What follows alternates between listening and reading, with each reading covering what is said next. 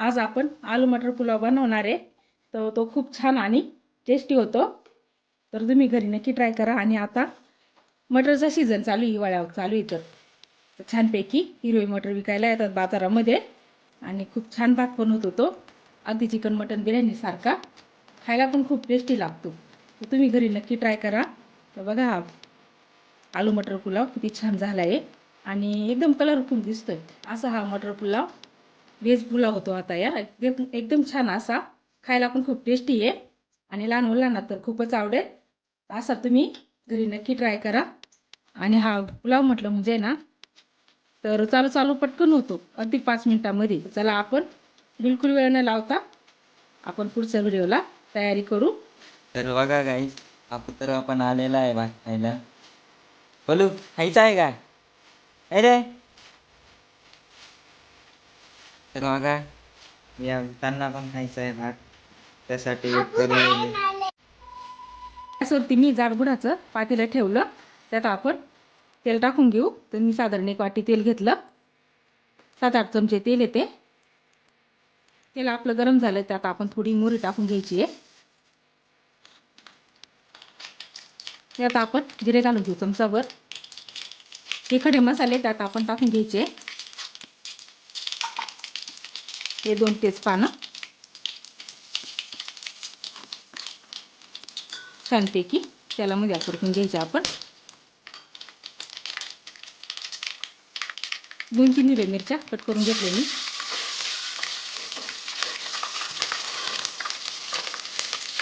आणि हा उभा कापलेला कांदा आपण टाकून घ्यायचा आहे.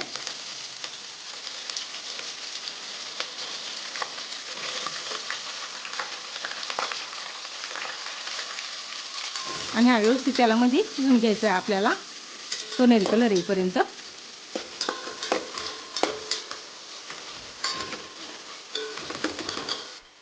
आपण कांदा अर्धा परतला की त्यात आपण हे अद्रक लसणाची पेस्ट घालून घ्यायची आहे आणि छानपैकी परतून घ्यायची आपल्याला कांद्याबरोबर.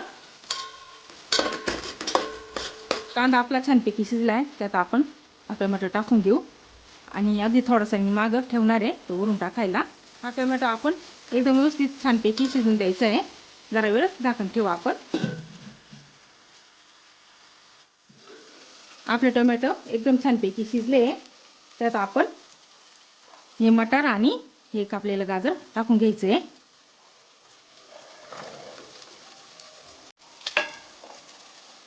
आणि छानपैकी त्यालामध्ये 2 ते 3 मिनिटासाठी आपण परतून घेणार आहे. व्यवस्थित आपण झाकण ठेवून घेऊ.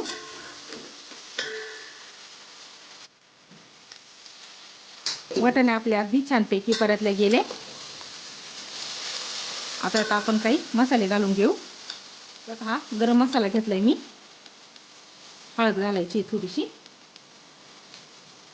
छान असं मिक्स करून घ्यायचंय.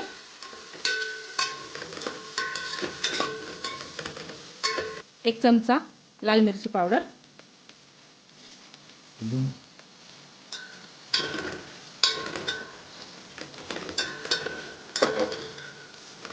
यात मी थोडंसं गरम पाणी टाकून घेते. गरम पाणी टाकाय मी ते, आणि भाताला पण मी गरम पाणी करून ठेवलंय. मग किती छानपैकी कलर आलाय. आता छानपैकी आपला मसाला परतला गेलाय. तर त्यात आपण हे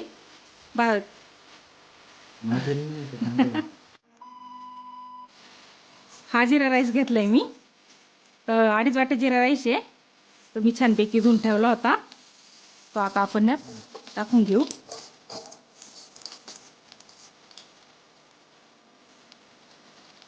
आणि छान असा या मसाल्यांमध्ये मिक्स करून घ्यायचा आहे.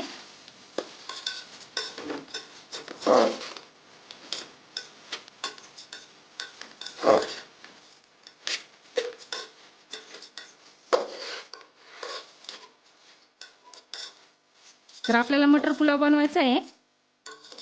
त्यात मी बटाटे पण घालणार आहे. आलू मटर पुलाव असा बनणार आहे तो छानपैकी. त्यात मी बटाटे असे छानपैकी काप करून घेतले आणि सालासकटच कापले. साल वगैरे काढली नाही. ते येऊन नंतर आपण फ्राय करून यात घालून घ्यायचे आणि खूप छान फ्राय करायचे, असे लालून द्यायचे. इथे मी 2.5 वाट्या तांदूळ घेतलं. तर 5 वाट्या मी पाणी घेतलंय गरम करून. ते आपण याच्यात टाकून घ्यायचे.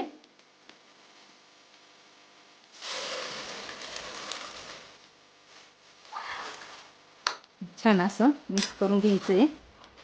त्यात आता आपण चवीनुसार मीठ घालायचं आहे. त्यात मी चवीनुसार मीठ टाकून घेते आणि छान असं मिक्स करून त्यात ही छानपैकी कापलेली कोथिंबीर टाकून घ्यायची आहे.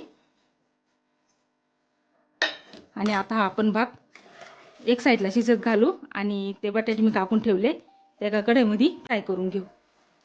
इथे मी छान असे बटाटे फ्राय करून घेतले. आता आपल्या भाताला उकळी पण आली छानपैकी.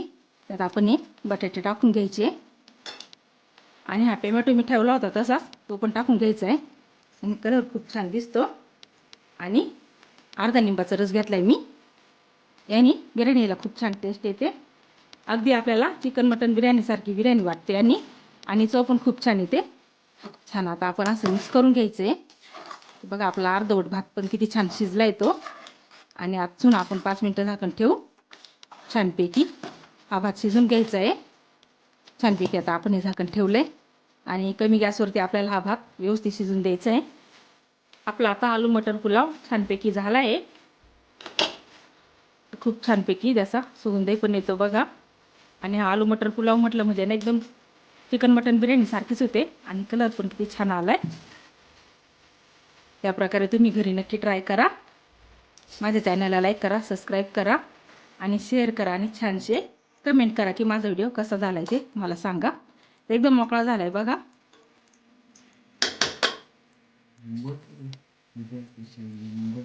चला तर मग भेटूया पुढच्या व्हिडिओमध्ये.